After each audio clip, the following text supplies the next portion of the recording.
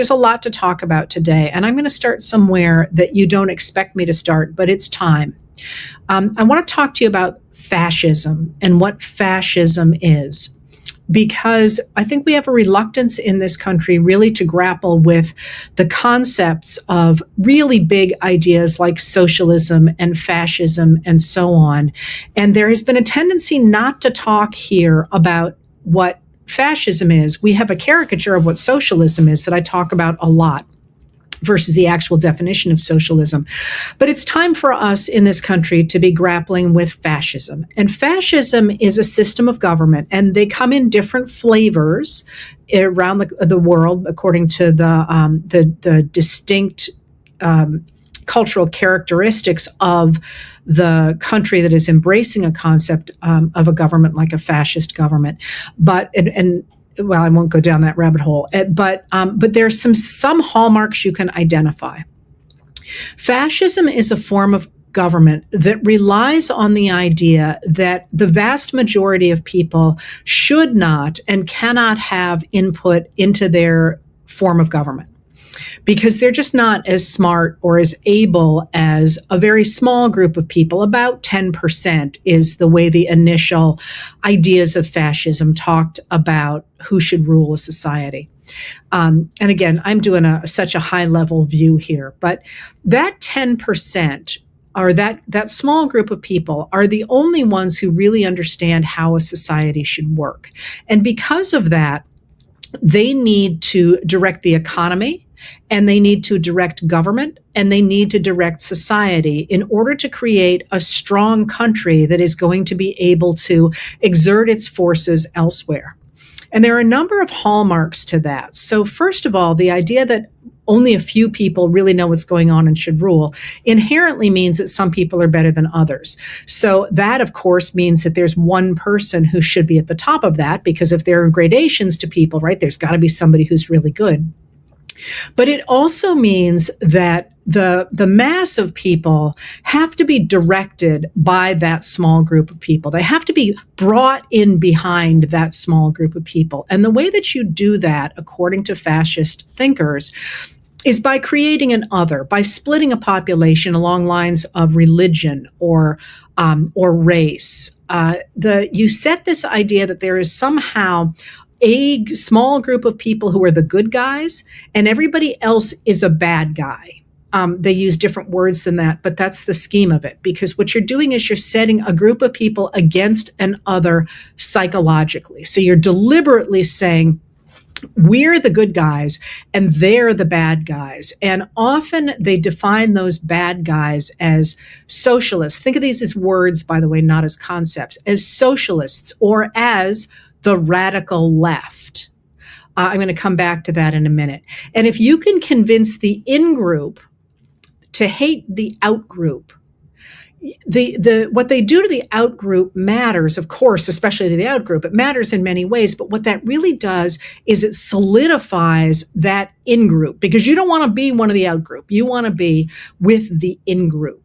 So you deliberately split a population, and then once you've got that in-group sort of eating out of your hand, you convince them that they are the true members of that society, that they are the ones who can usher in a resurgence of a great past, that they don't need other countries, that you need to kill all kinds of foreign ties because those foreigners are no good. That you need to make sure that the government and business work together, often with the business taking a percentage, if the government taking a percentage of businesses. And you need to make the military, the government, and the army all work together with this very, very loyal base, forcing everybody else to come along with it. And there are all sorts of implications for that. For gender roles, for example, women are supposed to be religious and housekeepers and produce a lot of children rather than working outside the home, because the whole point of this is to denigrate the idea of any kind of equality among people. Because the point is there's not equality among people.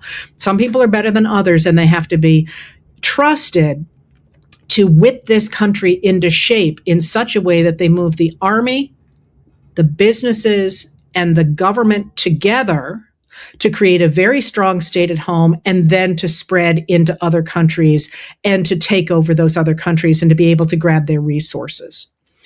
That's the philosophy behind fascism. And it is now very much a part of the current administration in the United States of America. And if you know my work, you know I don't say that lightly. I've talked a lot about how the United States has a history of things that have fascist tendencies, like the elite Southern enslavers before the Civil War. But we are now looking at a moment when you have an administration that has those hallmarks and that also is deliberately breaking the law and deliberately acting as if our Constitution doesn't exist.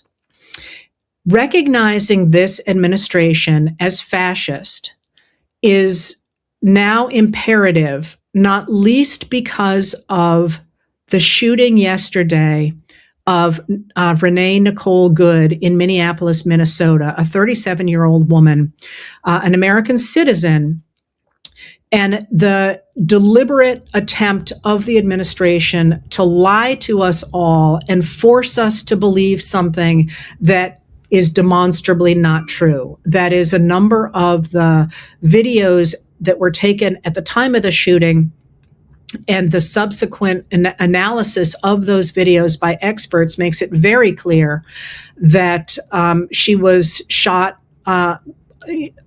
she did not provoke an officer of the state who used state violence against her.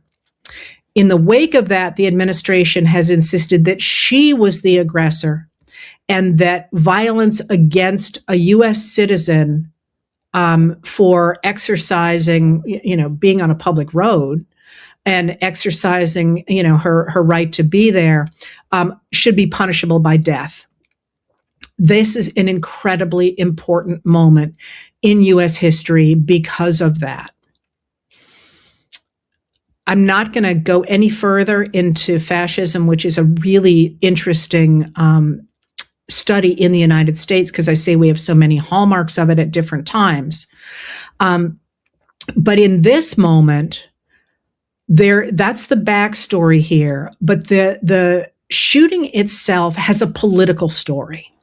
And I want to grab that political story at the same time, because that too is very important. The Trump administration Trump's political career has depended on his ability to convince white Americans that he would protect them from that dangerous other. This has been the justification first for putting him in office in 2016, but then also for his use of federal officers from ICE and other federal agencies to round up undocumented immigrants and to hurt citizens as well, denying both of due process. But he's been able to get that because of that long-term, as I say, splitting of our population. There's the good guys and the bad guys. And you saw this really clearly, and you still see this very clearly with Trump.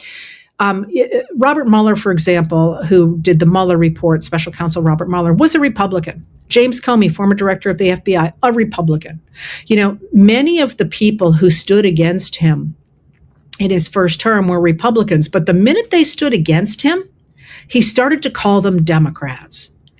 You saw this, for example, with Mitt Romney, who was at the time a senator from Utah, although he had been the Republican nominee for president. When he voted in favor of one of the articles of impeachment in Trump's first impeachment trial in 2020, January of 2020, Trump literally began to call him a Democrat. He said that no Republicans had voted to convict him, only Democrats had. And he said, everybody knows that Mitt Romney's a Democrat. That deliberate splitting of our population has been central to Trump's rise, but it has depended on white Americans buying into it. The violence has overwhelmingly been against brown Americans now and against black Americans. White Americans have certainly experienced violence, but they have not had that light bulb moment. The shooting of Ms. Good is a game changer in that, for the first time, white Americans can see on their phones the power of the state being used to kill somebody just like them. And that is a political story, because if Trump loses those white suburban moms especially, but white suburban people, he can't put together any kind of a winning coalition. And you asked me to talk about some other times like this. And if you think about times when a right-wing, potentially fascist government lost steam in the United States, it has always come at a time when the white population sees themselves in the victim of state violence. So if you start with the 1850s, for example, I know none of you wanted to read this book in high school, but the reason that Uncle Tom's Cabin became an important political book, it's an important literary work as well, because it is the first real American popular novel that creates a Black American as a central character and shows personal growth for that character. That's one of the hallmarks of a major figure in a work of literature. And Uncle Tom is the not only I guess I'm giving away too much here, but everybody should read it. But if you don't, if you're gonna cover your ears, he is a Christ-like figure, and he grows into that throughout the book. But the real kicker to that book, if you read it, was that the centerpiece of it was white women recognizing that the sale of Eliza's son away from her broke the maternal-child bond, and every woman in the 1850s lost children to disease. And the centerpiece of that book is the loss of children and the recognition for all those women, including Harriet Beecher Stowe, who had lost a child to disease, that what was happening to Black Americans was that compounded by the fact that they were losing their child by the acts of man. And that becomes a game changer. That becomes our first real popular theater production. There's a story behind that, but it's a runaway bestseller, and it really changes the way people think about the institution of human enslavement. That book does. That's 1852 that comes out, but think about what happened in 1963 when white Americans saw four Black girls bombed at church. That was a game changer as well. I mean, there were a lot of other things going on in that period as well, but for a lot of people who were like, I don't care what happened to the three people registering to vote, registering Black Americans to vote, whatever, that's not my problem. When they saw four little girls dying because they went to church, that woke a lot of people up.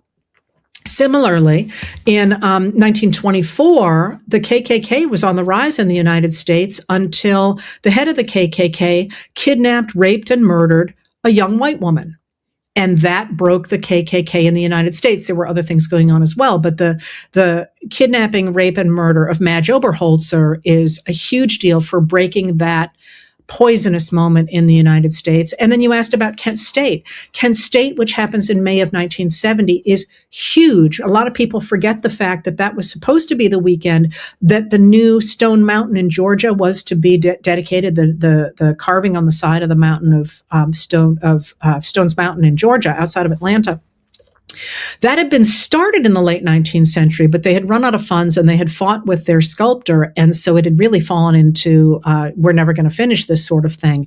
It was after Brown versus Board of Education in 1954 that they started to remake Stone Mountain. And that was supposed to be dedicated on the same weekend that Kent State happened. And you think about what that means. This is the rise of this second major segregationist movement. Kent State happens, and Nixon's handlers make the huge mistake of suggesting that the fault for that shooting was for murdered college students. Nixon's base was those white World War II vets who had all sent their kids to college. That was the American dream. And they loved their kids. And the idea that the power of the state would kill those people, kill their children. You can see Nixon's popularity falling off a cliff, and you can see after that his desperate attempt to find a new kind of base because he has lost his central base. So, I've belabored that maybe longer than you expected to hear, because when you think about why this matters, and everybody is thinking it matters in a lot of different ways, those two things are huge. It has enabled us to identify that this government is now a fascist government, and it has enabled us to recognize ourselves, even if we're not a young Black man.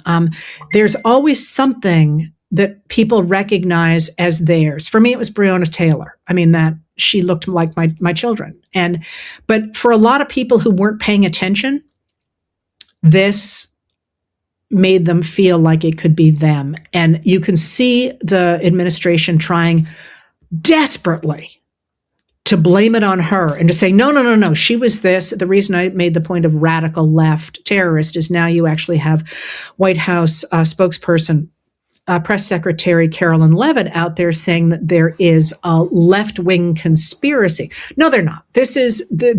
This is, again, classic authoritarian / fascist behavior, but it is also clearly an attempt to try and split the American people at a moment when the rest of us are looking at this and saying the power of the state should not be able to execute people.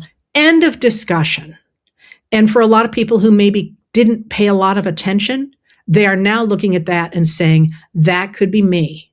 The same way that women read Uncle Tom's Cabin and said, I lost my son to cholera or measles or any of the horrible diseases that were killing people before vaccines.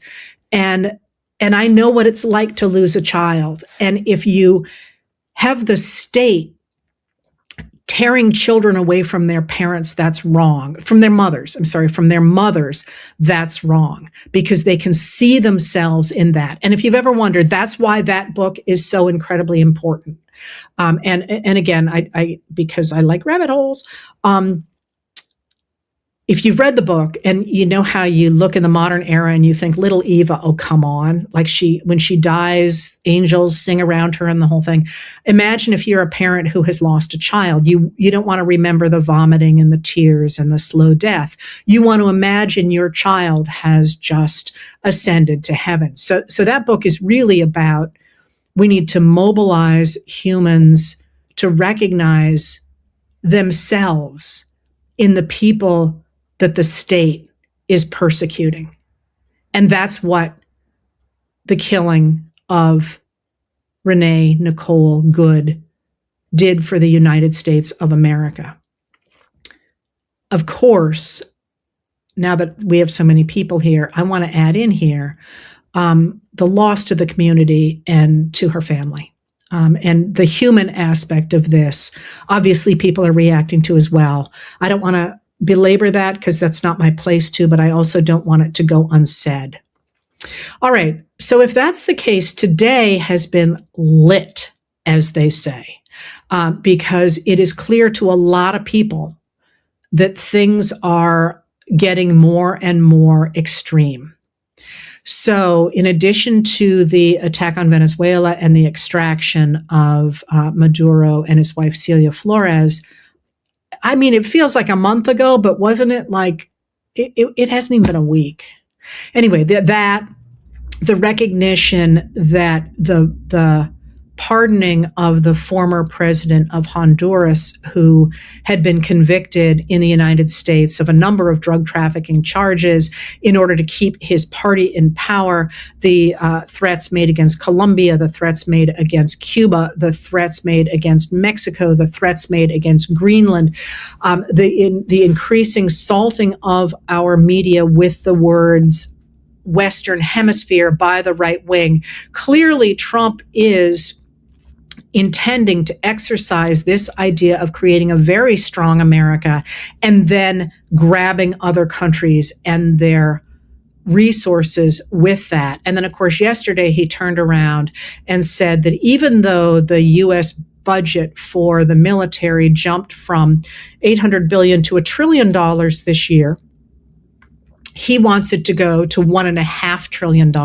We are already spending more on our military than the next 10 countries combined. He wants us to spend another $500 billion on that. And he has this fantasy that the tariffs are bringing in so much money that we're going to be able to pay for this. In fact, if you are not watching, you should be. You will see that our deficit and debt are skyrocketing. They are skyrocketing under him. And it just sort of astonishes me that when Biden used money for investment in the United States in infrastructure and in surviving the coronavirus pandemic, he got all kinds of feedback of people going, "What are you doing to our debt?" Now that Trump is simply basically putting money into ICE, the military, and his own pocket, and trying to fix the damage that he did with the tariffs, and stuff is going straight up. No one's talking about it, and we ought to be. All right. So what else has happened today? The other thing, as it's very clear that Trump is doing this, he actually said to the New York Times today that the only limit on his behavior in foreign affairs was his own morality and his own mind. And that, of course, is not only antithetical to everything that the United States stands for, I think it shows in a way that is harder and harder to ignore that he is not mentally okay.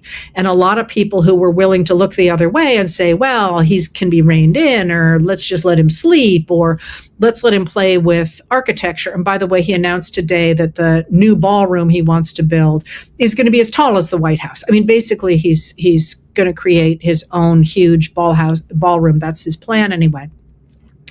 I've said that they were trying to have him do architectural stuff to kind of distract him. And while that's the case, it's very clear there's something else going on with his own mental acuity. And there's a real question about how much he is aware of and how much of what we are seeing right now has actually been being directed by people like Stephen Miller, the White House Deputy Chief of Staff, who has, certainly embraced all the tenets of fascism before this. So those two things were very in your face today. At the same time, J.D. Vance doubled down on the attempt to smear Good as a provocateur and as somebody who was trying to attack the person who shot her. That has been thoroughly disproven at this point. Nonetheless, he went out and is increasingly trying to force us to believe it, which is another hallmark not just of fascism, but also of authoritarianism. Of totalitarianism. That's one of the big differences between authoritarianism and totalitarianism is that totalitarianism, they want to control how you think as well as how you behave. And there's this clear attempt to get us to say, oh, yeah, you're right, when it is demonstrably untrue. And that, from George Orwell's 1984, the first rule of the party is you must always believe whatever the party says. And that's sort of one of the whole points of George Orwell's 1984. So that has been going on in this moment. They're also saying they're going to send more troops to Minnesota on the heels of this shooting. And today, the FBI told the Minnesota, I forget the precise name of it. Hold on. The Minnesota Bureau of Criminal Apprehension. This is a statewide investigative bureau within the Minnesota Department of Public Safety that usually investigates crime scenes and normally works with the FBI. If the FBI comes in, the FBI has shut them out, said they can't have anything to do with this investigation. So again, they're really going to be trying to push this idea with the hope that this is the moment they can really solidify that power. And when I went out for a walk this afternoon, that was going to be today's talk. that this is the moment to say, to light up the phones, to especially to Republicans, to really say, we're not going down this road. We are not going to abandon the rules-based international order that has kept us safe for all this time in order to use our money. Remember, our tax dollars are ours. And in order to use our military, which are our sons and daughters, and which is supported by our money, in order to aggrandize freaking Donald Trump and his cronies. That it is so long past time to say, yeah, sure, go ahead. You can use my money for ICE. You can use my money for whatever. There are many ways in which often the government spends monies in ways that we don't necessarily approve of as individuals. And that's sort of the way it goes. I don't want that bridge, but I sure want this one. It's different when you stop spending any of our money on us, our health care, our infrastructure, our ability to enter the 20th century, addressing climate change, our health, all those things, and instead say, I'm going to take all your money and I'm going to use it to create a squad of my own goons who are responsible only to me, which is what the administration is clearly doing. And it's high time for us to stand on that. And that was kind of where I was planning to leave stuff today. And I went out for a walk. And then I came back and something interesting happened this afternoon. First of all, the Democrats in the House and in the Senate as well, but the Democrats in the House, of course, as you know, have been screaming about extending the Affordable Care Act credits, healthcare, the credits for the healthcare insurance that you buy on the Affordable Care Act markets. And the Democrats have been howling about this, and they were trying to force a vote on it through a discharge petition, I believe. And Mike Johnson was like, ain't happening. Well, you know what happened today? They got that vote. They forced, I think it was a discharge petition that got that through. They forced that vote, and more than a dozen Republicans voted in favor of it, and the House passed it. Still has to go to the Senate. The Senate might not deal with it. They may or they may not. But that is a huge crack in the dam in the House, that more than a dozen Republicans voted with the Democrats to extend the affordable health care. Why can't I think of the word? The insurance credits, whatever they're called. I'm sorry, I can't think of it now. And I've written it 16 million times. So you can just tell I'm on overload like everybody else. But I'm not done yet. The next thing is that it certainly looks as if the House is going to vote to overturn two of Trump's vetoes, including one for that bipartisan bill to clean up Colorado's water. Now, it's not clear the Senate will take those up, but this is a House that at this point the Republicans can only lose 2 votes. And already they're saying, okay, we got to back off on this stuff that people care about, right? But we're not done yet. In Minnesota, the county district attorney of the county in which Ms. Good was killed said, we have the jurisdiction to charge the ICE officer who shot her, regardless of what the FBI does. He's clawing back that power and saying, hang on just a minute here. But I'm not done yet. Spotify was advertising recruitment ads for ICE. News about that went out and people quit Spotify. They quit using Spotify. Its stock dropped 10% in a month. And this afternoon, Spotify has said it will no longer accept recruitment ads for ICE. They're taking them down. But I'm not done yet. The Senate today agreed to move forward legislation that would force Trump to ask Congress before he advanced any more military action against Venezuela. Now, that to me looks a little bit like that horse is not only out of the barn, it's in the next county. But it was a big move, a big enough move that Trump promptly took to social media and said, I'm going to get all you people that you can't vote against me. But they did. But I'm not done yet. The other thing that happened was that in the Senate agreed to a resolution to hang that January 6th plaque honoring the officers who protected them during January 6th. Now, by law, it's supposed to be up, and the Republicans have simply refused to put it up. John Thune, the Senate Majority Leader, said, okay, we'll put it up. They passed that resolution, they put it up. Now, it's a plaque, right? It's symbolic. Who cares? You know who cares? Donald Trump. Because what that says is we don't buy your idea that this was a peaceful patriot visit to the White House. We are honoring those officers who protected us on that day. So as I said, today it was lit in that the administration is really going for broke here. They're really trying to put in place this fascist government before Trump can no longer be president, which I think is very much writing on the wall here. I think you can see J.D. Vance trying to step into that role. And once the system is in place, you could put, a chicken in that system because it's not going to break easily. But at the same time they're trying to do that, and Trump is saying that, he can do whatever he wants and so on, we are finally, perhaps, starting to see real pushback from Republicans. Because the Democrats are not in power. There's nothing that they have really been able to do except gum up the works, and they have gummed up the works and make speeches, and they have made speeches and complained, and they have complained.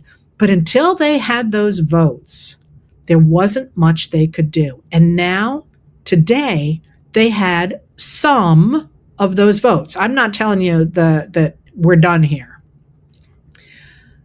But this afternoon was not the same country as we had this morning. And I think that's a really important change. So now I have gone over where my normal time here, but I want to. Everything's happening, and there's just so much going on that I haven't touched, and I'm doing the best I can between the letters and these things. But here's what I would tell you. So every time I interview anybody, behind the scenes as well as in public, I say, what do ordinary people do in this time? And there are two things that people always say. The first is act locally. The place you start to change politics is at the local level. And so do that. You never forget that the reason we know what happened to Ms. Good was because so many of her neighbors were out there filming. And, you may not feel like holding up your camera and pushing a button is heroic, but remember, we wouldn't have known about George Floyd if that woman had not had the courage, the unspeakable courage, really, to stand there while the cops are screaming at her and videotaping what they were doing. So acting locally like that, standing up for your neighbors, recording things, making a record, running for office, showing up to school board meetings, doing things at the local level matters for the future. Matters now, but it also matters for the future because it will change the way people think about governance. But there is now a crucial need to really, really press on Republican lawmakers. The Democrats, for sure, don't leave them, call out the people who are not speaking up enough and really encourage those who are. But at this point, Republicans need to know that you do not stand behind Donald Trump's fascist government. And when you think about the world that way, they need to hear that. And I will tell you, there are some people who are on his side. And I watch the news today. There are some people out there saying, this is great. We got to go after people this way. That is un-American. That is, the idea that the state can use its power against American citizens like that. This is literally what we formed this country to stop. They are un-American. And where we are in this moment is those of us who care about democracy versus those people who want to establish an authoritarian or a fascist government. And that's not about politics. It's not Republicans versus Democrats. It's about recovering American democracy for our good, but also for the good of the world. And if you are listening to me and you're an independent or you're a Republican and you don't like what the Democrats are doing, more power to you. Because if you get rid of those people, the people who are admiring Adolf Hitler right now, the people who are like Kyle Rittenhouse joking about crossing the state border again into Minnesota like he did when he killed those two people, get rid of those Nazi sympathizers. You can take back the Republican Party. We need a healthy Republican Party. And now is the time to hive those people off, get rid of them, vote against them, say we are never going to let you darken our doorstep again, but we're going to support these people who are within the mainstream of American society. This is the moment to do that. And it's not literally this moment, although feel free to do it in this moment.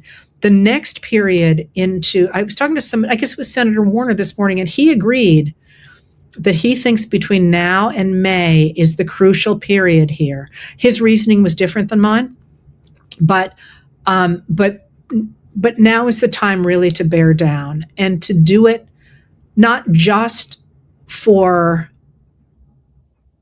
people like Ms. Good and for people like Breonna Taylor and for people like George Floyd and for people like all those undocumented immigrants who have suffered under the American state. But to do it for us and for our nation and for all those people who came before us and stood in the breach in a similar moment in their own lives. And, one of the things that you're going to be seeing from me and my team in the next couple of days is a series of videos about the Battle of the Bulge. We are at the anniversary of the Battle of the Bulge in 1945. And, those people didn't want to be there. They did not want to be in the Ardennes forest in trenches being shelled. But they did it because they knew they had to hold the line. And when we were doing these videos, we get a great addition to our team, and he's been writing the videos. I realized that the ultimate success at the Battle of the Bulge was in large part thanks to Patton's Third Army. And I know military history sort of well enough to do a drive-by, but not really well enough to get into the details. And I realized I had people on Patton's march. And I knew that, but I just hadn't really put the two together. And you think about that, and you think about all the people in your life who have done, I was going to say heroic, but I think really the word is more they did what they had to do. This is our moment to do what we have to do. And it's easier than being in the Ardennes forest. And some of us are paying the ultimate sacrifice. Renee Nicole Good paid the ultimate sacrifice. But if we can throw our shoulders to this wheel in this moment, recognizing that Trump is extraordinarily unpopular, that nobody believes this crap about that they are trying to smear this victim with, that at the end of the day, when people knew about Project 2025, only 4% of Americans wanted it, that on every policy, Trump is underwater. You recognize that what we have to deliver right now is only solidarity and determination. And that we can do. So as distraught as many of us are in this moment, let's not let up. Call your Republican lawmakers and say, this is not the country I want. And really hammer that home. Write to them, call them, make it really clear that they can't get away with this. And today, that's all I heard from electeds that I was corresponding with. Keep the pressure on. Now is the time for that pressure. Hey, folks. Yeah, good. I'm glad Louisiana's mad at Senator Cassidy. Washington State, St. Louis, Middletown, Connecticut. Am I missing you, Danny? Did you go flying by? How long of a walk is it? It's about 1.5 miles over here. And it was fine. A little icy, actually. And I like the walk. So I don't feel bad about doing it, but I didn't necessarily leave enough time for myself. I did in the end, but wasn't sure. Nebraska, one of my favorite states. I mean, do I have a state I don't like, actually? Not really. I like the states that have really cool histories, though, and Nebraska's one of them. Actually, does any state not have a cool history? No, actually, they pretty much all do. Someday when all this is over, I'm just going to write some state histories because they're really cool. All right, I'm going to get right down to it here because I know you're waiting for. I know Katja's elsewhere today, because I know you're waiting for me to make comments about what's happening, and I'm going to start with something that I guess needs to be said, and that's that. We don't know. You are used to me being able to say, this happened, this happened, this happened, this happened, and here are my sources for how I know these things happen, and here's why I trust these sources, and here's why I don't trust these other sources. But one of the points of where we are right now in this second administration of President Donald Trump is that there is a lot going on that we don't know about. The transparency is gone. One of the things that the Biden-Harris administration moved back into the public was transparency. And that's gone. So we're doing a lot of sort of guessing, even though you know that there are people who are deliberately lying to you, sometimes just to cover their you-know-whats because they've made some mistakes. So I'm going to start right there with that I sort of feel like usually I can say to you, unless I slip up and missay something, I know exactly what's going on. I don't any longer. It's taking me forever to write the nightly letters because so much simply has to be checked and cross-checked and to see what you've got and what people's sources look like and so on. That's got a good side as well as a bad side that I'll get to in a little bit. But having said that, I also want to say something else, and that is we are in a time that is designed to exhaust us, to overwhelm us, and to make us tune out the news, and also to make us make bad decisions. And a lot of people are asking me what you should do with your finances. And I was just joking with my husband, and I said, if you're coming to me for financial advice, you might as well just put it in a pile and burn it, because I have zero qualifications for that. And a lot of people are going to make suggestions to you about what you should do and what you shouldn't do, either with your finances, your health, or anything like that.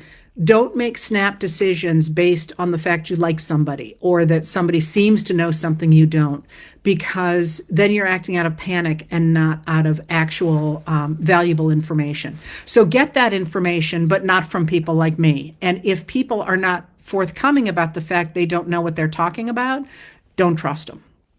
All right, that being said, what I do know is politics and history, and that I can give you a lot of, which is, we're in an amazing moment. We're living through a coup in America, the United States of America, and we are a 248-year-old democracy that is right now on the ropes. I want to emphasize again, it's not over yet at all, but I truly never thought it would come to this, even though my very first book, which came out in 1997, warned that the Republican Party was going in a really bad direction. And of course, I've been saying that ever since. And now we're here. And where we are is that Trump, who is now president, was elected with the help of at least $290 million from the man who at least claims on paper to be the richest man in the world.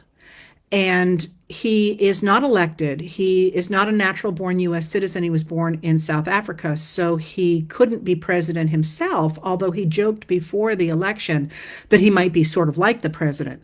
But what he has done, and I'll talk more about what Trump has done, but what this man, Elon Musk, has done is he has essentially taken over the mechanics of the United States government. And what I mean by that is that beginning on Friday after 5 o'clock, at least that's when the news started to break, and that's not insignificant because that's called a Friday night news dump. Basically, if you were watching the news this weekend, you know that independent news sources were covering what was happening in Washington. But, some of the major papers didn't mention it at all. And that's because they have a skeleton crew over the weekend. So if you're going to dump scary news, you do it on Friday night. It's called the Friday night news dump. And this is what happened on last Friday night. And what happened then was that a team of engineers from Elon Musk's companies, it appears, like I say, you got to put together a lot of pieces to make this happen, tried to strong arm the person who was in charge of the United States payment systems into letting them access the computers. And he said no. He was a career civil servant, had been in the position of essentially keeping the nation's checkbook, I think, for about 10 years. That's not sitting in front of me right now. And he knew that this is extremely very well held. Very few people have access to these systems because essentially you're keeping the checkbook, what comes in and what flows out, for the U.S. government, not the Department of Defense usually, and not the U.S. Postal Service, which has its own payment system, but everything else. So it's not all the way up to $6 trillion, but it's pretty close to $6 trillion. And was just the bookkeeper. Here's this payment due now, and here's that payment due tomorrow, and he made it all work. Not literally with a checkbook, but he oversaw the entire system. It's a highly skilled position. And when he refused to let the members of Musk's engineering team in, somebody, and I have not been able to chase down who, put him on administrative leave with the idea that they were going to fire him. And then he abruptly resigned. And a lot of people are angry at these career service people who are resigning. But it is my understanding that if you resign rather than being fired, you get to keep your pension and your benefits. And that may be what was going on there. Again, I'm not an HR specialist, but that's my understanding of why people are suddenly resigning, is because if they're going to be unemployed, they'd rather be unemployed with a paycheck than not, or with a pension than not. Anyway, he resigned, and as of Friday night, the 31st of January, at least one and probably two and maybe three, I'm telling you, things are vague, engineers from Musk's former companies, the one who did this, who was the lead of this team, worked at SpaceX and then at X, and went into that main system. Plugged computers into the system of the United States government that makes payments from the Treasury of up to $6 trillion a year. Now, when this happened, Friday night, right? A lot of people weren't paying attention, but others were. I was one of the lucky ones who saw it early. There was a huge outcry going, what's going on here? And then people tried to figure out how they got in there. And Scott Bessent, the new Secretary of the Treasury under Donald Trump, said that he had given them access, or somebody said that, but that they were only allowed to read the material that they covered. Now, what's in those files is going to be the personal information, Social Security number, date of birth, address, financial information for every American who has had any interaction with the United States government financially. Tax returns, unless you filed them if you did them electronically, all that sort of thing. If you've had a grant, Social Security, veterans benefits, and so on. It's also any business that has had contracting business with the United States government, and that's, of course, Musk's major competitors. Now, we learned, I think it was 102 last night, and it's been picked up today in the technology magazines, that just by the way, I am not an investigative reporter. I read a lot, and I can digest for you what's in the investigative reports. And actually, people have started to send me information myself. But when I tell you this stuff, I am repeating what intrepid investigative reporters are finding on their own through their sources. And we're going to owe them a lot going forward. I'll speak more to that. But as of, I think it was 102 last night, Wired, which has been following this story, reported not only who the main person engineer was who broke into that system at the Treasury, but also that he's 25 years old. And that somebody else is working on that story and then built on it this morning, and that's Josh Marshall at Talking Points Memo. His sources told him that in fact those engineers had begun to rewrite the code in that system, and they are doing so apparently to be able to shut off the flow of payments to certain people, certain groups. I shouldn't say people. We don't know because we can't stand over their shoulders, and to hide how they have done that. Now, the people who are actually at those IT positions in the Treasury have been helping reluctantly, only because they're terrified that these people are going to crash the entire system, take down the entire payment system of the United States government. And Marshall's article pointed out that the entire system is supposed to be migrated this weekend, and they're making these changes live as opposed to testing them first. So it's unclear how that's going to play out and whether or not we're going to have problems with that. But people have noted, for example, that their login credentials have gone down or so on and so forth. And I don't know if that's related or not, but I suspect we're going to see a lot of that. All right. So that's what's happening at the Treasury level. And it's worth now perhaps thinking about what's going on. You know, what is Musk doing? Musk is destroying things. He is breaking everything the way he did at Twitter. And his philosophy is get in there fast, break everything. And if you break something that turns out we need, we can always bring it back. We can always rebuild it. That's, I think, the philosophy there, although he has his own goals for the United States government that I may or may not have time to talk about today. Okay, so once they went through Treasury, they've also been systematically going through the other parts of the United States government. And once they were into the Treasury files, Musk over the weekend sat there tweeting on X, his social media platform, what he was throwing away. You know, what he thought was wasted money. He said he was cleaning out DEI, diversity, equity, and inclusion programs. And we don't know if he was doing it or not. He said he was doing it. And there's always a difference between those two things. I'm always hammering on that. But he said he was doing things like throwing away payments or getting rid of payments that supported Lutheran Family Services, for example, which runs a lot of nursing homes in the Midwest, in places like South Dakota. So he was sitting there saying, we don't need this. We don't need this. We don't need this. Okay, so why is that a problem? A lot of MAGAs that I'm talking to are saying, we love him. We think this is great. We wanted to get rid of all the fat in the government.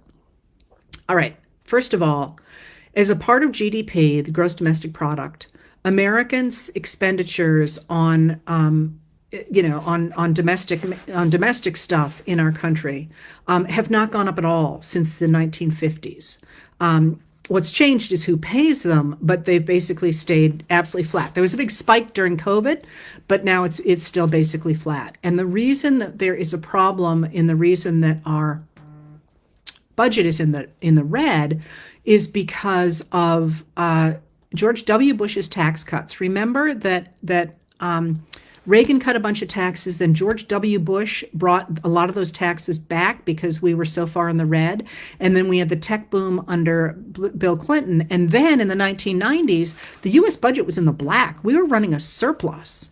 George W. Bush came in and had a massive tax cut with the idea that we would destroy the federal government. There was a reason for that. They wanted to destroy the federal government because they wanted to get rid of regulations, business regulations, and because they wanted to get rid of the taxes that support social programs. This is how we got the $50 trillion moving from the bottom 90% to the top 1% between 1981 and 2021. So we had that, and we had the George W. Bush tax cuts, and then we had the wars in Iraq and Afghanistan, both started under George W. Bush, that were not funded. Normally, when the U.S. goes to war, it imposes a war tax. He did not do that. And then, of course, we get the 2017 Trump tax cuts, which were hideously expensive, and that has put us even more into the red. Now, Trump has vowed, and Bessent, the new Secretary of the Treasury, has said this is the most important thing for the Republicans going forward, is to extend those tax cuts to the wealthy and corporations. Otherwise, they say we're going to have a fiscal crisis. However, there's a problem with that because the U.S. budget is so far in the red. Part of what Musk appears to be trying to do is to cut everything he possibly can so that they can say, see, there's plenty of money for another tax cut. All right. So once they had gone through the treasuries, I say they have gone systematically through different departments, plugging into the computers, and then downloading the information and saying, we're going to get rid of this, we're going to get rid of this, and so on. We're going to get rid of employees and so on. Now, stop for just a minute. Did you vote for Elon Musk? This is why this is a coup and why this is stunning, is because nobody elected Elon Musk. And it is very unclear, even though Trump tried to give a fig leaf to the Department of Government Efficiency, or doggy as I call it, to say that what he was doing was covered by the executive branch. It is not at all clear that that is a legal organization at all. Furthermore, they have not only broached Americans' privacy and security, privacy through the breaches, which is against the law, but also when they broke into the computers at USAID, which is the United States Agency for International Development, which is less than 1% of our budget, and it has an extraordinary return on investment by helping Americans soft power around the world. They broke into computers that were secured because they had you had to have security clearances to look at them because that's classified information on them. And there was, at that point, they got into a fight with the security people who were trying to protect the information on those computers. And that's because the U.S. Agency for International Development, or USAID, takes advice from the State Department. And so now they have breached those computers as well. And then, as I say, they've gone on to General Services Administration, which is what does our federal real estate, about 7,500 buildings or properties. They've gone on to the Department of Education, and they seem to be going straight through these. But nobody voted for Elon Musk. He is a private citizen.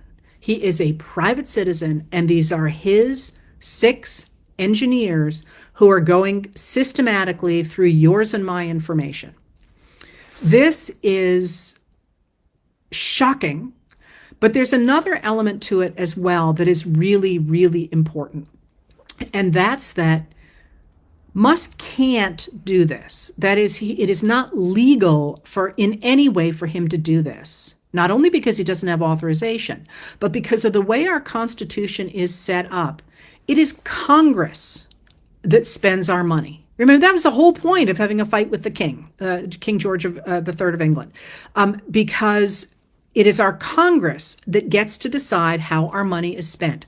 And once Congress decides that, it's the job of the president and the executive branch to carry that out. They can't decide, I'm not going to spend money on this. Richard Nixon tried that, and in 1974, Congress said, don't try it because that's illegal, and the courts have upheld that ever since. And so Trump can't do that, but certainly Musk can't do that. So now I'm sure you're sitting there going, then why is this happening? It's happening for a couple of reasons, and I want to start with the obvious one. The Republicans in Congress could stop this anytime they wanted to. They could stop this anytime they wanted to. But I gotta say, not for much longer. Because once Musk and or Trump decide that they can do whatever they want, whether Congress voted for it or not, why do they need Congress? They don't, is the bottom line. And the fact that the Democrats are screaming from the rooftops, but it will take a number of Republicans to say, hang on just a minute here, before it can stop. And the other piece of this is that it appears, as of this afternoon, again, fuzzy, and we're not sure there, when he got into office, Trump's people tried to stop the disbursement of monies. It's called impoundment. And as I say, in 1974, Congress expressly made it illegal to fund things like USAID, which is really an important agency in the government. The people who were affected by that instantly sued.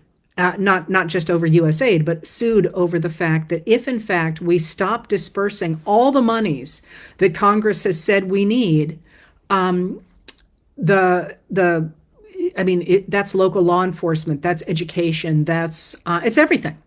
If we do that, again, that flies directly in the face of this congressional law. So they went to the federal courts, and the federal courts were like, "What the expletive? Of course you can't do this." They called it blatantly unconstitutional. Now, as of this afternoon, it appears that the administration is simply ignoring the courts. Okay, if they are ignoring the Congress and they are ignoring the courts, that leaves us with the executive branch being in charge of everything. That leaves us with an authoritarian. At this moment, it's not clear whether that is Elon Musk who is taking all this power, even though he doesn't have it. He does not have the power to do this. He could be fired and arrested, or simply arrested at any moment if there were the will to do that. The other person who's supposed to be in charge is Donald Trump. And it's not at all clear to me, although he said yesterday that Musk was acting on his orders, he seems like he does not understand what's going on at all. And they seem to be sort of, Timothy Snyder put it this weekend as he could be signing ever larger pieces of paper for the cameras. He does not seem to be on top of what's happening. So it's not clear that even though he wants to be a dictator for sure, that he has any concept of what's happening here, and he's just trying to stay out ahead of it. But that's where we are right now. And people have asked, why aren't there lawsuits being filed? There are. There is a blizzard of lawsuits being fired. It's not going to help us if they ignore the courts.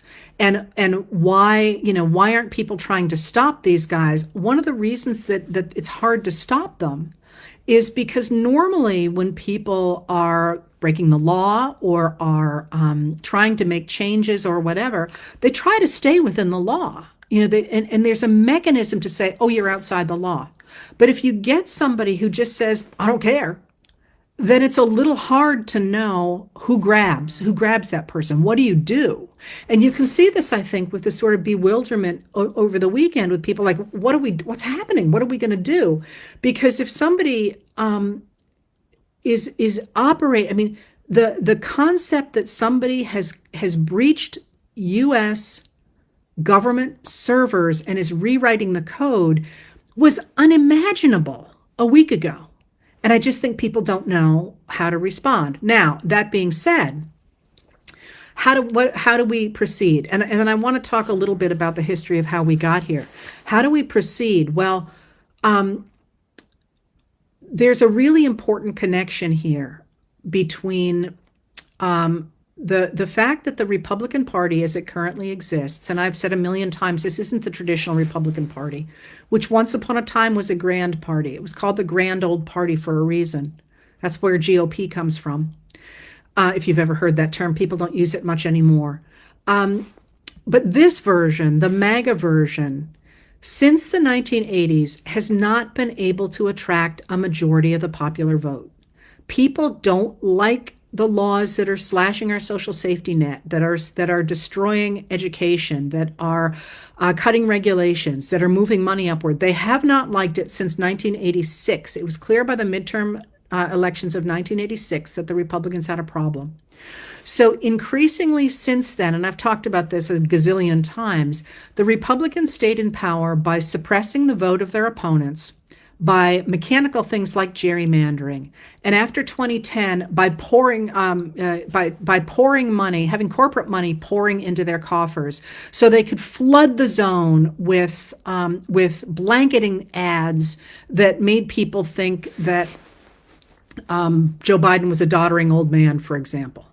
And again, you could see the media falling for that again and again and again. The fact that nobody is talking about the fact that Donald Trump can't put together a coherent sentence, and it's not headline news. And then you compare it to how much we heard about Biden's limp after he broke his foot, right after he got elected, playing with his dog, just says to you that flooding of the zone really works.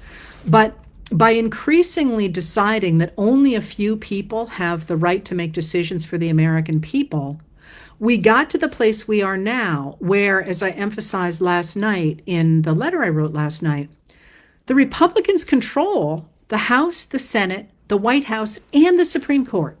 If they wanted to get rid of the Department of Education, for example, or U.S. aid, or do any of the things that Elon Musk is doing, they have control of Congress and the president and the Supreme Court. But they don't want to do it in Congress because they know they don't even have the votes among their own people. This is a really small group of extremists who have seized our government, and they're the ones who are saying, yeah, well, one of them literally said this morning, well, yes, what he is doing is unconstitutional, but you shouldn't worry too much about that. You shouldn't worry too much about that. I'm worried about that because if you lose the law and the Constitution, you have nothing left except authoritarianism. And that's where we are headed right now. So let me go in a little bit more to how we got here and then how we push back against it. So coming out of World War II with FDR's New Deal, and then what Republican Dwight Eisenhower added to it, he called it the middle way. Together, those two things made up an ideology that almost every American shared. Republicans, independents, Democrats, they all shared the idea that a government should do basic things. It should provide a basic social safety net, it should regulate business, it should promote infrastructure, and it should protect civil rights. And the reason it should do all those things is because if it did that, it would create a wealthy country. It would create a country where people had good lives, good, secure lives. They had education, which made them upwardly mobile. They had roads to drive on. They had hospitals to take care of their health. They had vaccines so that they didn't get polio. They had ways to work together to make sure that people were having the things that gave them true wealth in their lives. The country made the country really wealthy. A growing GDP because people had the education to create, and so on. Now, the problem with that was that for those few Americans who hated what became known as the liberal consensus, that is a consensus that there should be a liberal democracy, and liberal in this context means protecting the rights of the individual through these government programs that make sure, for example, that we all have equal access to education, or we all have equal access to hospitals or whatever. There are people who didn't like that, and they didn't like that because creating wealth for everybody meant they got less cash, they got less money. And so they wanted to get rid of especially government regulations on business. That was their big thing more than anything else. They didn't like infrastructure. They wanted to do that themselves because they could make money off it. They didn't like protecting civil rights, and they didn't really like a basic social safety net, but mostly they didn't want regulation. But every time they tried to say to people, hey, let's get rid of this liberal consensus and go back to the 1920s when businessmen ran everything, everybody looked at them like they were on drugs and said, come on, there's no way we want to do that. And in 1948, President Harry Truman begins to desegregate the military and to say, you know what, if we're all going to create this wealth together, everybody's got to be in on it. And that creates the beginnings of, they're called the Dixiecrats, the beginnings of a political movement to say, no, this is a white country and we don't want to do that. And those people are going to make common cause with the businessmen who don't like business regulations. So, but they're the Dixiecrats. They're out there and they're not really very powerful. And you can see this when in 1948, Harry Truman wins election again. You know the picture of him standing there with the newspaper over his head that says Dewey wins, or Dewey beats Truman? The Chicago Tribune printed those up ahead of time because Truman had actually been the first American president to campaign in Harlem. which is primarily a black neighborhood then. And everybody thought that would kill him with white voters. And it didn't. It didn't, because people were like, yeah, okay, we're on board with this. So it doesn't really take off until 1954. And in 1954, with Brown versus Board of Education, which used federal troops and federal monies to desegregate the schools. Brown v. Board in 54 is the Supreme Court saying that public schools must be desegregated. And then in 1957, Eisenhower sends the troops into Little Rock Central High School, to desegregate those schools. With that, there's a really key moment. Because when that happens, those people who want to get rid of this government say to white voters primarily, who are the voters who are benefiting from this liberal consensus, from the unions and from the food benefits and from the new highways and from the good jobs, they say to them, see, we told you that this government was going to use your cash, your tax dollars, and redistribute them to black people. And that idea that this liberal consensus, this government that was designed to create wealth for all of us, was actually about cash, giving cash from white people to black people, essentially, in the 1950s. And then, of course, it includes brown people and women and LGBTQ plus and so on. What we are seeing now is the logical outcome of that. All along, those people who wanted to destroy this liberal consensus have said, we got to get rid of it because your tax dollars are going to those people. And it starts, as I say, in the 50s, and it really takes off under Nixon and then under Reagan, and then you get the Willie Horton ads under George H.W. Bush, and then you get George W. Bush with the dividing he was doing, and finally we get Donald Trump talking about criminals coming from Mexico and making fun of disabled Americans and making vile comments about women and so on. But where we are now is literally what they were trying to do in the 1950s. This unelected man is sitting in the bowels of our government, deciding what he thinks is DEI, what he thinks are programs that are benefiting people of color and women and disabled Americans and religious minorities and gender minorities and so on. And this is where the rubber finally hits the road. People like me have been saying all along, based actually from me on something Lincoln said, if you start to say you people are not welcome in this polity that is trying to create wealth for everybody, it is only a question of time until you are one of those groups that is being shut out. And so what Musk is doing and his people are doing is they are literally saying, Department of Education, we don't need the Department of Education. Do you know what the Department of Education does, among other things? It's the one that funds special needs education and provides grants to poor schools, especially poor schools. Well, that is going to affect a lot of Americans who probably thought that Donald Trump was a great idea. One of the things that they have said they are going to cut is, as I say, these programs that they said, we're cutting religious stuff, but one of the things that they seem to cut, as I say, we don't know whether it's happened or not, is an organization that gets grants to establish nursing homes.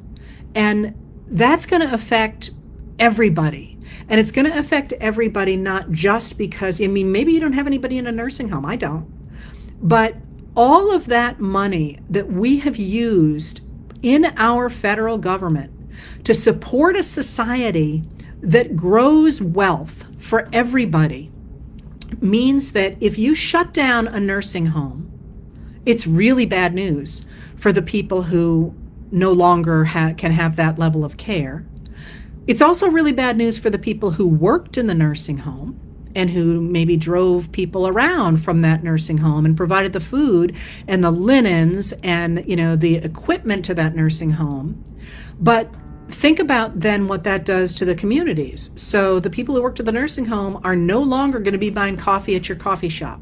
And on down across the American economy, what we are seeing here is the ultimate destruction of the idea of this liberal consensus that was designed to use our government, our tax dollars, us, as a way to create a structure, the roads and the hospitals and the schools and the safety net. Because if you have, before we had Social Security and you were an older person, not only were you in danger of starving to death, but you were a real burden on your kids. Once we have Social Security, you actually can help your kids out, or there's a reason for you to be living with them because you actually have some payments that you can help with that household. This whole idea of creating this net that is going to create wealth for all of us, we are seeing destroyed in order for somebody like Elon Musk and those oligarchs in our country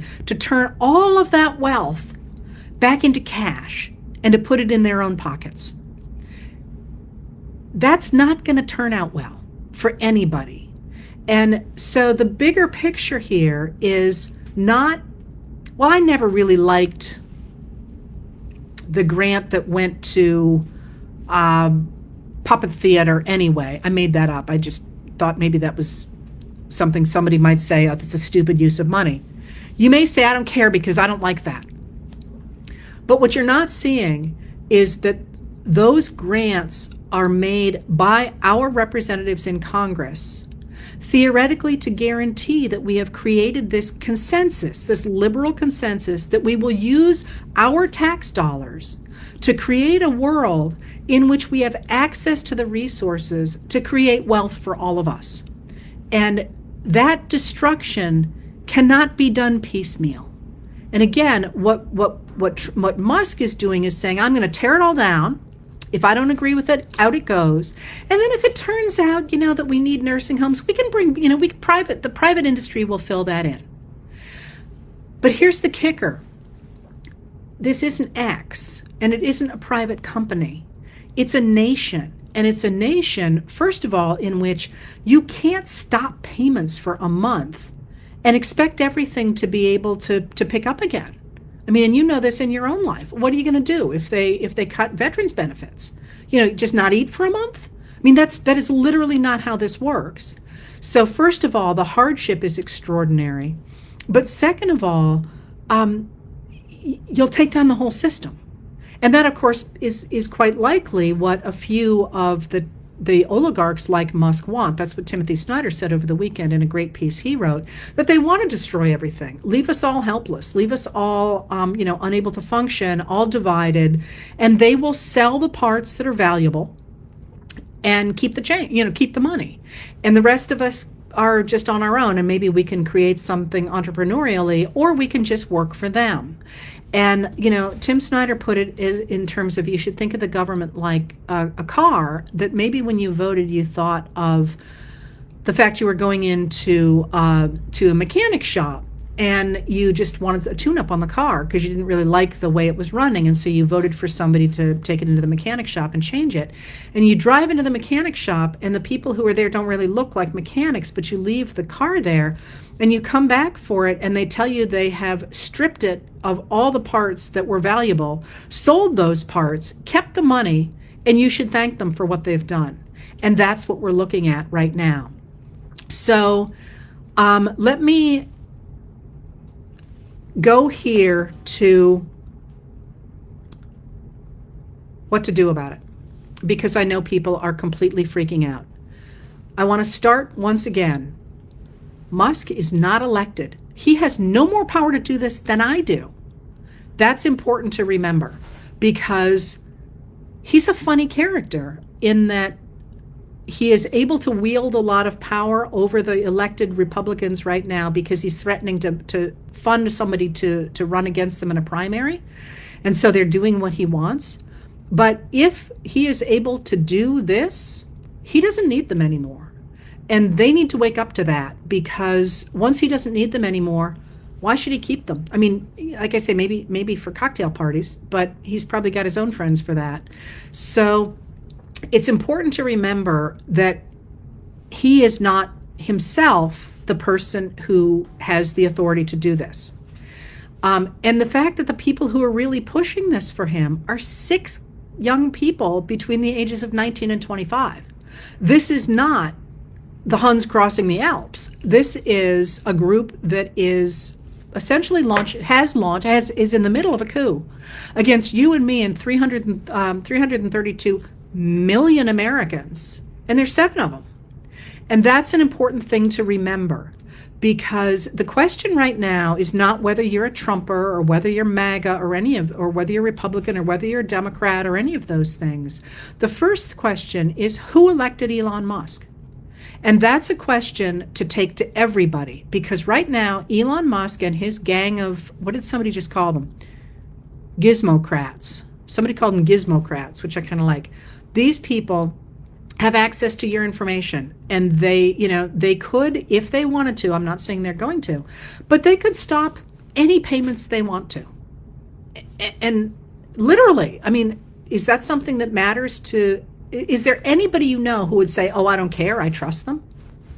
And without leaving fingerprints, by the way, some tech people have been writing to me about what you can do with that sort of power. And I will not express more about that, but you can go in and start changing stuff and get people in a lot of trouble really fast without leaving fingerprints on it. And I mean, it's chaos is what it is.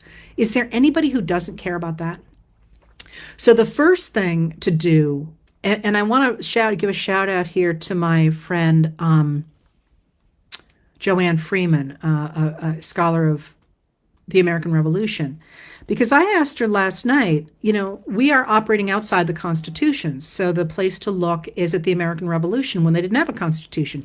How did they mobilize people to understand what was at stake when we were talking about things like cheap tea? I mean, the monopoly that the Crown put on the tea from the East India Company actually made it cheaper to buy than tea had been before. And how did you convince many pre-literate people of that this was important for them to boycott, because it would give it would establish the principle that Parliament could tax the colonists without them having a say there. How did you do that? And what she said I thought was really interesting. She said governments need popular buy-in to be legitimate. They have to have people behind them in order to be legitimate. And you see this with Trump always screaming about how he had a landslide. More people voted for somebody other than Donald Trump than voted for him. There was no landslide. You see it when he talked about how huge his inaugural crowd was the first time around, and his refusal to do a second inaugural, probably because he recognized he wouldn't have the kind of numbers that he would like to see there. You need to be legitimate. You need to have support. You need to have popular support. You can see this again, even in places like Russia, where every time they hold an election, they get 87% support, right? That's not true. But they're trying to push that idea on their remaining supporters so nobody dares to turn out against them. So in this moment, make your voices heard. That is, anytime any representative has a representative or senator has a town hall, go to it. Anytime they have any kind of a public event, go to it. If they have open office hours or they're available in their offices, go to them. And I would urge you a couple of things, just as I guess kind of a rabbit hole. No violence. Really no violence. And that's not me being wussy. That's that if you study America, it's not true in other countries, but in America, the United States of America, anytime a movement turns violent, people turn against it. So if you're being strategic, no violence. And behave with respect, but make it really clear that you do not support Elon Musk having control of the United States government.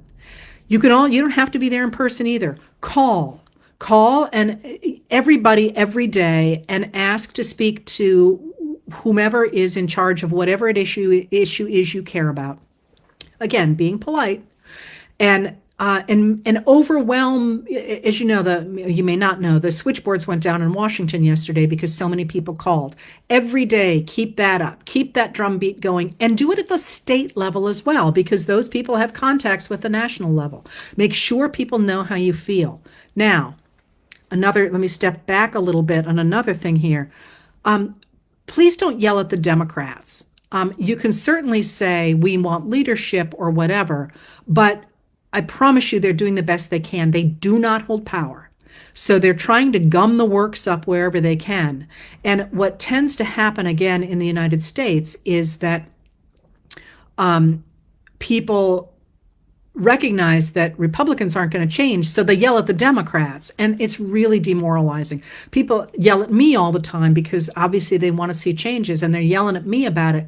I promise you, I have zero power to make a Democratic lawmaker do anything. So yelling at me just makes me feel bad when I'm drinking my coffee. Yell at the people who are causing the problem. Yell at the arsonists who are setting the building on fire, not at the people trying to put the fire out. But make your voices heard all the time. Make sure you're out there and that people see this and that they see how enormously unpopular this is. But I'm not done. There are other ways to get out the word. I said on Sunday that I thought people should make sure that their Republican voting family members and friends understand that Musk is taking control of all their private information. And some people said it worked and people didn't know about that. Other people said they got a lot of pushback on that. One of the things somebody said they did was to go to their local bank in a red district and say, what steps are you taking to protect my information?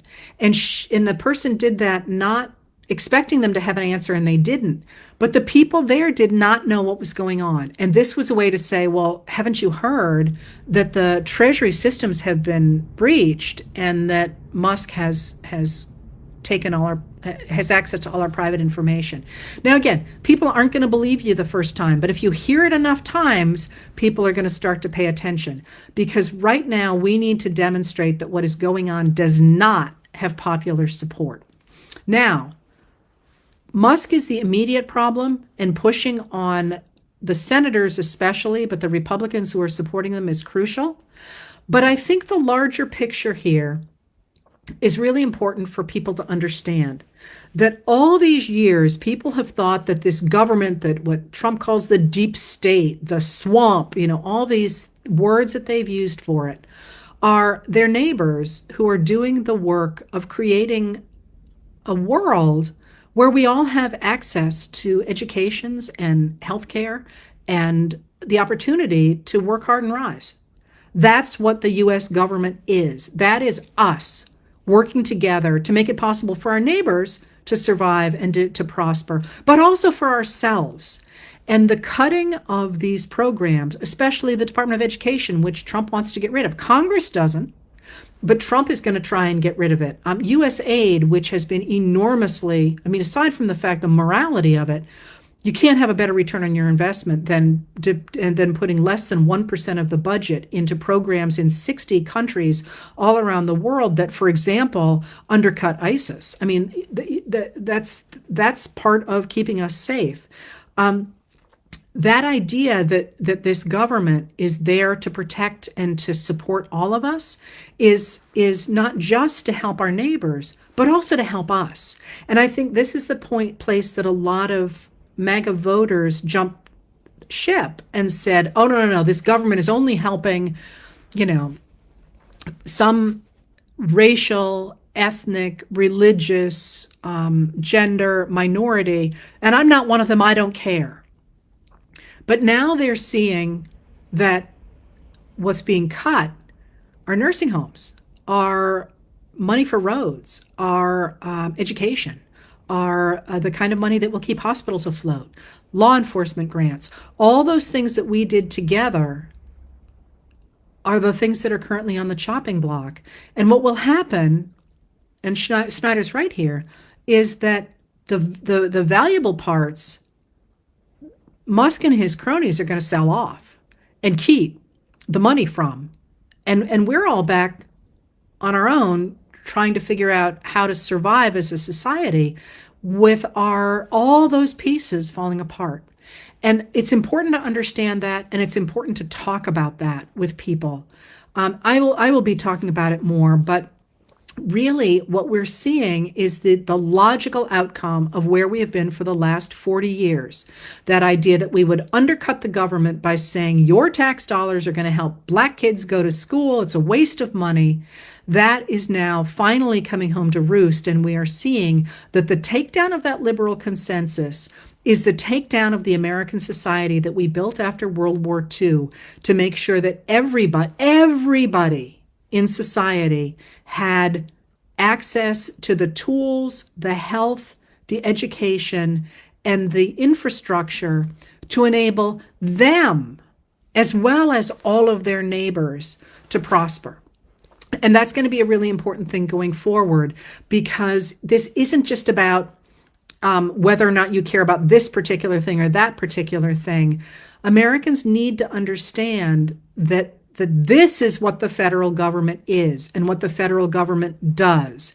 And the Republicans have been really good for the last 40 years at doing things like calling out one little tiny piece of one grant and saying, did you really want your tax dollars to go to study, here you go, the mating habits of the Atlantic cod?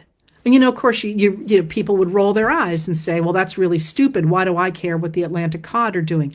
You care what the Atlantic cod are doing because they're a major part of the food chain in the Atlantic that has been utterly disrupted. And the problem is nobody can figure out why scientists are working on it, and maybe they've decided this by now, but 2 years ago, they couldn't figure out why they're not able to repopulate those banks with fry. And it appears to be something to do with, they actually have home ground, but that's what that home ground is, has been lost because of the destruction of those species in the 1970s. That's not about something stupid having to do with a little fish. That's something having to do with the health of the Atlantic Ocean. And that, grants and funding are not just handed out like checks when they're done really through the federal government. It's a little different when George W. Bush went into Iraq or Afghanistan. But that's what our representatives and the people they hire are doing with our money to try to make sure that we are secure, as in safe, through our defense department, defending us, our defense department, and that we have health and human services, and that we have education, and that we have transportation, and that, you can go on through here, that we are operating with, as I say, this consensus that we will use our tax dollars to create wealth for all of us, and not simply use them as cash to put in the pockets of a few oligarchs. I'm going to say just one more time here. Things are bad, and I tend to be a glass half full person. This is a bad moment. It is not over. The people who are throwing up their hands and saying, it's over, American democracy is over. Listen, I'm not happy about where we are. This is the worst place we have ever been as a country. But it's not over. As I say, power is sloshing around. The president is dotty, and it's not clear he's in control. You've got this rogue guy from South Africa running amok in the computers. There's probably going to be fallout from that, because my guess is as they start messing around with computers, things are going to fall apart pretty quickly. There's a lot of places still where a lot is still not determined. And I would urge you to look at the difference between that and a country like Syria was before the fall of al-Assad a few weeks ago. You couldn't speak up. You couldn't, you were under the thumb of that guy who had these torture prisons and so on and so forth. We're not there yet. And we could get there. I didn't talk at all about the other things that Trump has been doing, not least that he thinks he has been talking to El Salvador about taking not only undocumented migrants, but also American prisoners, American citizens, which is so unconstitutional, I can't even begin to articulate it. Or the fact that his new Secretary of Defense, Pete Hegseth, refused to outlaw torture during his confirmation hearings, or the fact that they have opened a 3,000 bed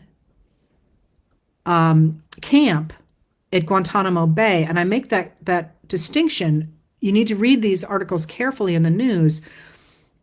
It's not 3,000 person, it's 3,000 bed. And people are making the assumption that those two things are the same things, and they are not. You'd like to think that that's what they're talking about, but it's 30,000, not 3,000, 30,000 bed migrant camp. All of those things could come to America, but we are not there yet. We have pockets of resistance in the states. The state governors are doing in blue states are doing a fabulous job. We have foreign countries that are pushing back against the Trump administration. We have lawsuits being filed right and left. We have people out protesting. We have people calling so much they shut down the circuit boards yesterday, or the switchboards yesterday in Washington, D.C. And we have, interestingly enough, not only independent media like me, but we have, I think, a renewed interest on the part of other forms of media in this story, because one of the things that always kind of made me crazy about the Trump years is that reporters tended to chase everything Trump said because it was newsworthy and he was always off the wall. He's no longer the big story. The big story is Musk and what's happening to the government.